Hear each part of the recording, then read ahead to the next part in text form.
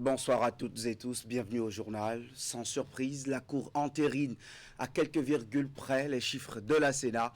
Faute de 20% dans toutes les circonscriptions, les démocrates ne retournent pas à l'Assemblée nationale. Faites que des soutiens du pouvoir talent pour les 7 années à venir. 60 députés UP Le Renouveau et 49 élus du BR vont composer la 10e législature. Le train siffle à nouveau à Cotonou. Une famille afrodescendante inaugure un petit train dans la métropole béninoise. Le joyau lancé ce week-end sous l'égide des autorités gouvernementales est à visée touristique et culturelle. Les chefs d'établissement savent quoi faire pour qu'aucun candidat ne manque à l'appel de la soumission des dossiers aux examens scolaires. Dernier délai 30 janvier pour le bac et le 2 février pour le BEPC. Les dates sont connues et tous s'affairent pour les honorer, rassure le directeur départemental atlantique de l'enseignement secondaire. La Cour constitutionnelle confirme les tendances de la Sénat données samedi soir. Seuls les députés de l'Union progressiste Le Renouveau et du Bloc républicain vont siéger au prochain Parlement. Pour défaut de 20% des suffrages exprimés dans chacune des circonscriptions électorales législatives, le parti de l'opposition, les démocrates, ne sera pas de la partie à la 10e législature. Les partis FCBE et Moël Bénin, eux, n'ont pu atteindre le seuil des 10% de suffrages au plan national et ne sont donc pas éligibles à la répartition des sièges. La Cour constitutionnelle a publié ses résultats définitifs des législatives du dimanche 11 janvier dernier et cette mi-journée même à Cotonou. Je vous invite à suivre professeur Dorothée Sosa, président de la haute juridiction, à l'audience plénière. Au plan national, nous avons fait le choix de mener une campagne sobre, respectueuse et proche de... Au plan national, la FCBE a obtenu 133 263 voix, soit 4,78%. 4,78%. LDA a obtenu 451 820 voix, soit 16,20%. BR a obtenu 1 021 459 voix, soit 36,62%. Moël Bénin a obtenu 33 199 voix, soit 1,19%. UPR a obtenu 1 149 251 voix, soit 41,21%. Point total de 2 288 992 voix au plan national. Qu'il en ressort que les 10% de suffrages valablement exprimés au plan national s'élèvent à 278 801,1 voix. Que de l'analyse de ces résultats, il ressort que seuls les partis politiques LD, BR et UPR ont obtenu les 10% de suffrages valablement exprimés au plan national. Que faute d'avoir atteint ce seuil, les partis politiques FCBE et Moël Bénin ne peuvent prétendre à l'attribution de sièges. Que s'agissant des 20% de suffrages valablement exprimés dans chacune des circonscriptions électorales législatives, les données ci-dessus présentées révèlent que les partis politiques UPR et BR ont satisfait à cette exigence des dispositions de l'article 146 nouveau du Code électoral dans chacune des dites circonscriptions. Les démocrates n'ayant pas rempli ce critère d'éligibilité dans la première, la troisième, la cinquième, la neuvième, la 11e, la 12e, la 17e, la 18e, la 20e, la 21e, la 22e, la 23e et la 24e circonscription électorale. Qu'il s'en infère que seuls les partis politiques UPR et BR sont éligibles à la... Tout citoyen désireux de formuler des recours est attendu par la haute juridiction dans un délai de 10 jours à compter de ce lundi 19 janvier 2026. Et quelques minutes avant cette confirmation de ces résultats par la Cour constitutionnelle, quelques acteurs politiques apprécient cette issue du processus électoral législatif. Je vous invite à suivre les réactions de Annick Djimandja de l'UP Le Renouveau et Roukiatou Boukari du Bloc républicain. Le choix de mener une campagne sobre, respectueuse et proche de nos populations, sans oublier la valorisation des acquis du gouvernement. Le choix que le Bloc républicain a fait, c'est le choix de la clarté, de la cohérence, de la vérité. Et nous pensons que ce choix a payé. Ce choix a été validé par nos électeurs, ce qui nous a conduit à avoir les résultats que nous avons aujourd'hui. Le Bloc républicain est le seul parti aujourd'hui ayant levé des sièges dans toutes les circonscriptions électorales du Bénin. Et ça, il faut le saluer. Et c'est le parti qui aujourd'hui a pu contrôler les fiefs, les bastions qu'occupait avant le parti Les Démocrates. Nous avons pris 4 fiefs du parti Les Démocrates, donc le Bloc républicain a doublé aujourd'hui son contrôle sur le plan national. Nous sommes partis de 4 à 8. Déjà, le Bloc républicain, c'est le parti des femmes et des jeunes. Nous faisons la promotion des femmes, des jeunes. Donc c'est le parti qui a positionné des femmes en tête de liste déjà pour ces élections-là. Vous n'êtes pas sans savoir que la Sénat nous donne 60 députés sur les 109. C'est une belle avancée, c'est une prouesse, j'allais dire, et qui n'est pas le fruit de hasard, parce que l'Union progressiste, s'il y a quelque chose qui caractérise notre parti, c'est bien l'organisation structurée, c'est le leadership de la haute direction du parti, notamment du président Joseph Djogbinou. Nous sommes conscients des défis à relever parce que c'est difficile de rester la première force politique. Depuis 2018, nous travaillons à renforcer notre ancrage au plan national, mais également au plan international, puisque l'Union progressiste, le renouveau existe dans d'autres pays de la diaspora, etc. Et c'est une organisation, nous avons une organisation, nous avons un chemin de fer, nous avons un plan de travail. C'est tout ceci qui donne le résultat auquel nous avons assisté aujourd'hui. Et comme je le disais, ce n'est pas facile de rester premier. Donc nous sommes conscients de ces défis. C'est toujours le défi de la présence, le défi de l'ancrage et le défi de la proximité avec les populations, puisque c'est pour eux que nous travaillons. L'Union progressiste, c'est un parti de masse et il faut continuer à travailler davantage pour que les militants, les populations aient toujours confiance en notre parti. Cette configuration d'une Assemblée nationale entièrement acquise à la cause de la mouvance présidentielle ne pose aucun problème pour certains, mais d'autres y voient un recul de la démocratie béninoise. On va écouter ses avis au micro de Virgile Arrodeyo. Pour moi, parler d'un parlement monocolore, c'est de ne pas avoir une bonne compréhension des choses.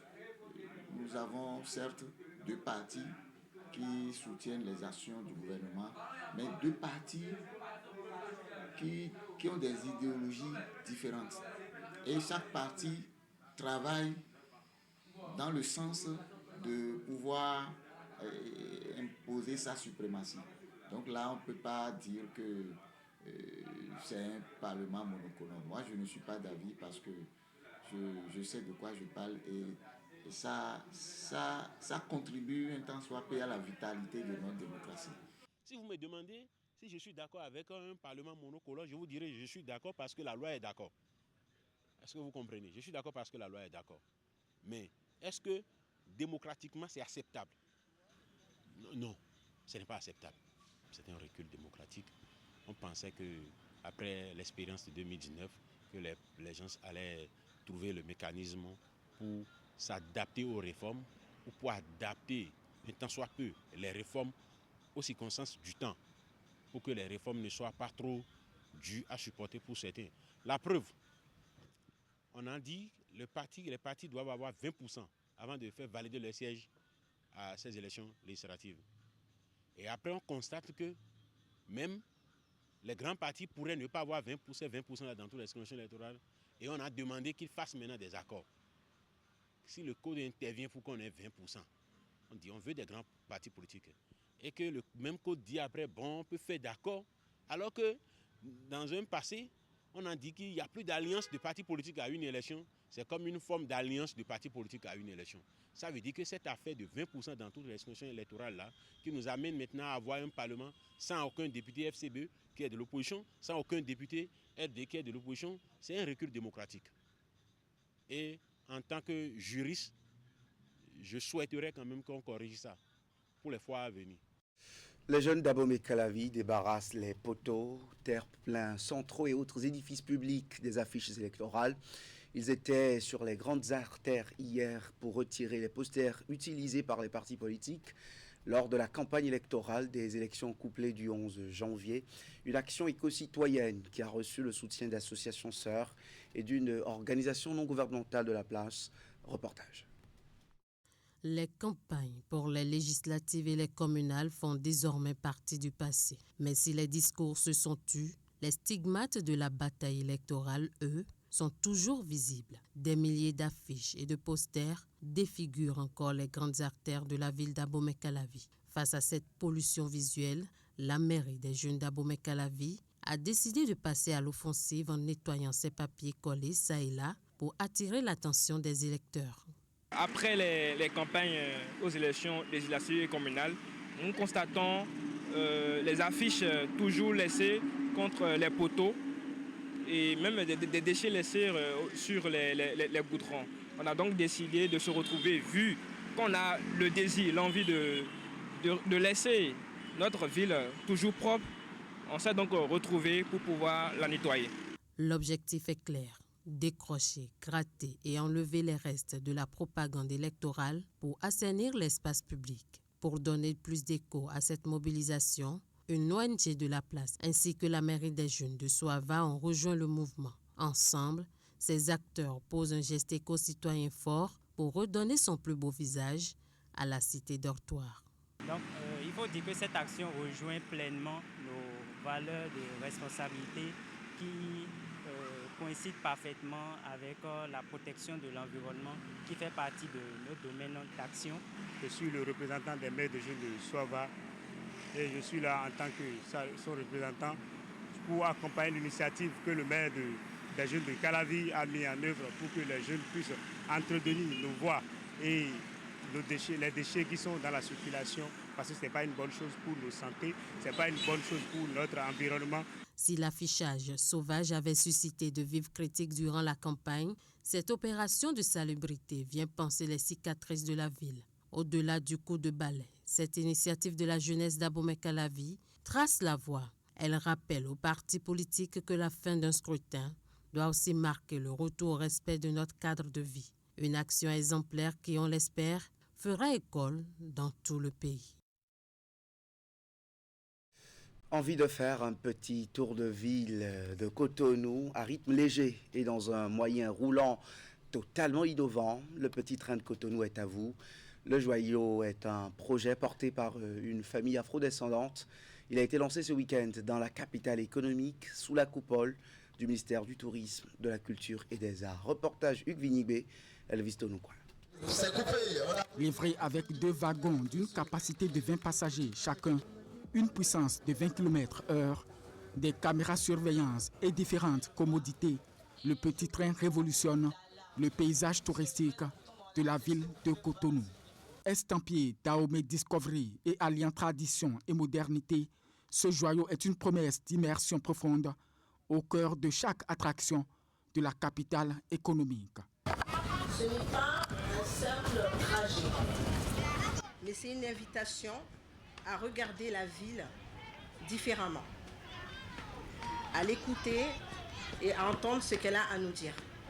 À travers ce projet, Cotonou affirme sa volonté de promouvoir un tourisme urbain moderne qui est déjà accepté par la ville, qui est respectueux de l'environnement et ancré dans l'histoire et l'identité des villes emblématiques. Ici, il ne s'agit pas de longue distance, mais d'escales urbaines, culturelles et mémorielles. Des arrêts choisis pour raconter la ville, révéler ses strates, ses rythmes, ses visages. Comme autrefois, le train ne fait pas que passer. Il relie, rassemble, raconte. Ce projet Petit Train de Cotonou, initié depuis plusieurs années par une famille d'afro-descendants, arrive à concrétisation après avoir buté sur les événements de la vie. Ce projet de Petit Train devait voir le jour il y a 3 ans. Après, un événement personnel s'est produit dans notre vie qui a fait que nous avons repoussé ces venues. Nous étions ici en février et en avril, donc en mars, nous sommes rentrés en métropole pour chercher des fournisseurs qui allaient nous construire ce projet. En avril, le 10 avril, j'ai perdu mon papa et le 11 avril, mon mari a perdu sa maman. Pour clôturer en beauté cette cérémonie, un court trajet a été effectué par les participants à bord du joyau Écarlate.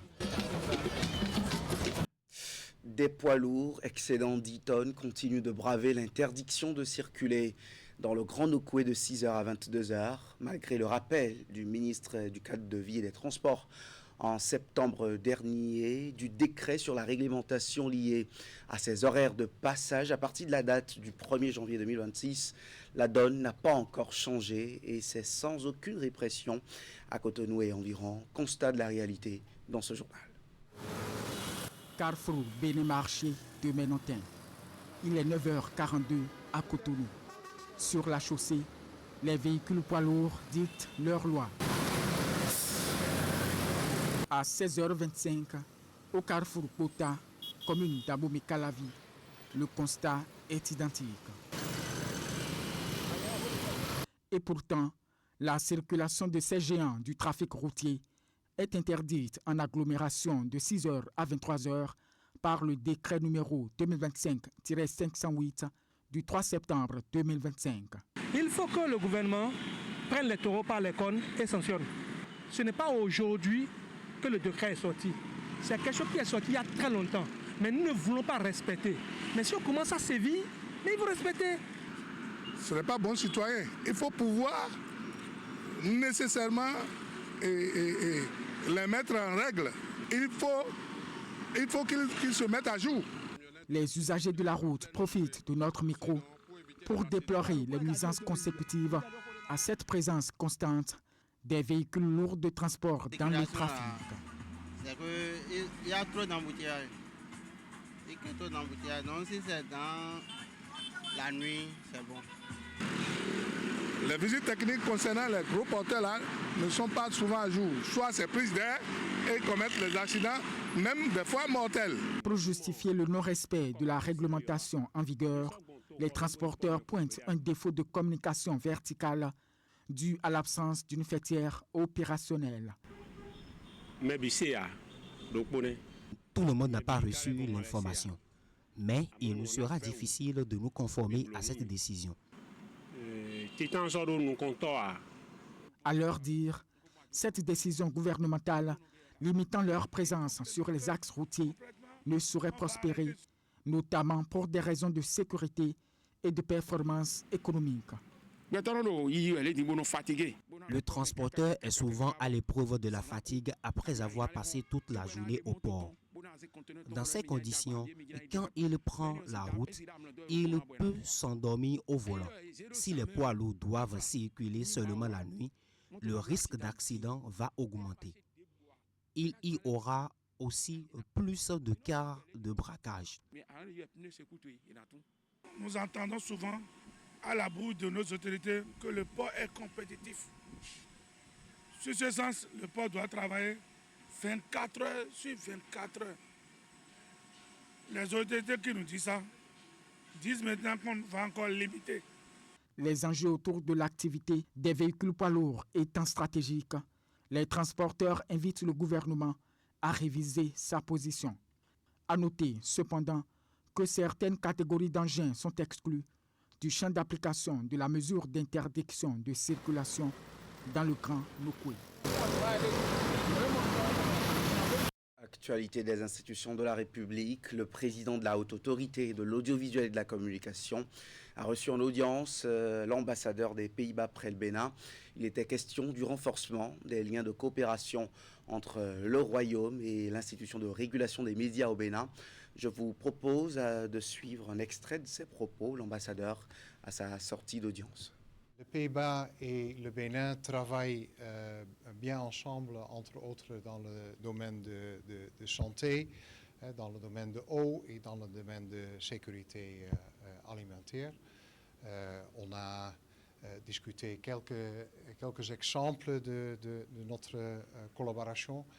Par exemple, le programme orienté à un foncier national qui a démarré il y a quelques ans dans 12 communes, mais avec l'ambition de couvrir tout le Bénin avec un cadastre national où on travaille avec l'expertise néerlandais et avec le financement de Pays-Bas, mais aussi de Banque mondiale.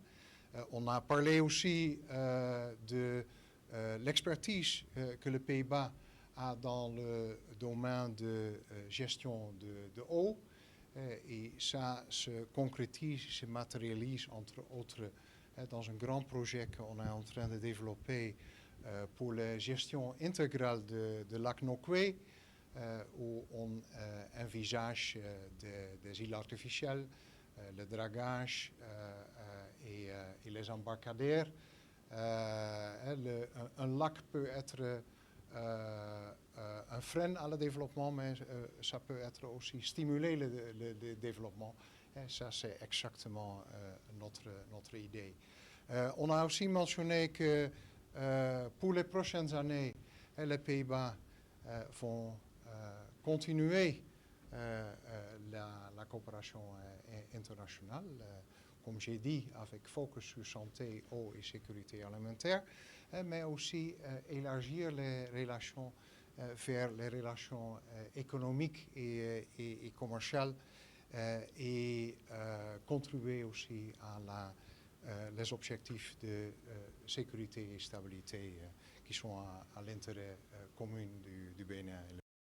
Du côté des acteurs de l'éducation, les délais réglementaires de dépôt des dossiers de candidature pour les examens scolaires prennent fin le 2 février pour le BEPC et le 30 janvier prochain en ce qui concerne le baccalauréat 2026. Dans l'Atlantique, les chefs d'établissement sont mobilisés déjà par la direction départementale de l'enseignement secondaire pour la préparation rigoureuse des dossiers des candidats. Mathias Aromadébé, le directeur départemental, nous parle des dispositions prises pour un bon déroulement du processus. Pour ce qui concerne le bac, nous avons réuni les chefs d'établissement qui présentent des candidats pour le bac et les instructions sont données, la façon dont les dossiers seront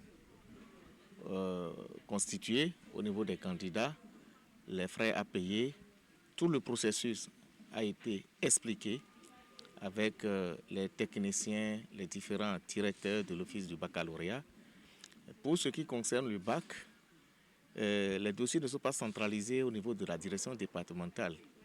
L'office du bac a des périodes précises et ils indiquent des sites où ils passent récupérer les dossiers des candidats de telle sorte que avant ou bien au plus grand tard, le 30 janvier, où les inscriptions vont prendre fin, que tous les dossiers soient déjà au niveau de l'office du bac. Mais il faut préciser qu'en dehors de ces sites, si un établissement est prêt, l'établissement peut aller directement à l'office du baccalauréat où une équipe est là et les attend pour prendre les dossiers chez eux. Pour ce qui concerne le BPC, après l'ouverture des inscriptions par la note ministérielle, nous avons à notre niveau convoqué les chefs d'établissement qui présentent des candidats au BPC. Et c'était au CEG1, on leur a donné les directives. La majorité des opérations s'effectuent sur la plateforme EducMaster. Et ceux qui ont des inquiétudes, ceux qui ont des questions, ils les ont posées et les réponses leur ont été données. Alors, le niveau où nous sommes, on leur a donné une date butoir et les équipes sont constituées à la direction départementale et les attendent. Et dès qu'un établissement est prêt, ils apportent les dossiers à la direction départementale de telle sorte que d'ici au plus grand tard 2 février, où les inscriptions seront fermées, qu'on ait tous les dossiers des candidats qui vont plancher pour l'examen du BPC 2026. Et voilà qui met un terme à cette édition. Merci de l'avoir suivi. Prudent, Nasséou et Armand Videgla croisent les regards sur les résultats définitifs de ces législatives du 11 janvier dernier. Dans l'info continue à 20h précise. Merci d'être au rendez-vous sur Canal 3 Bénin.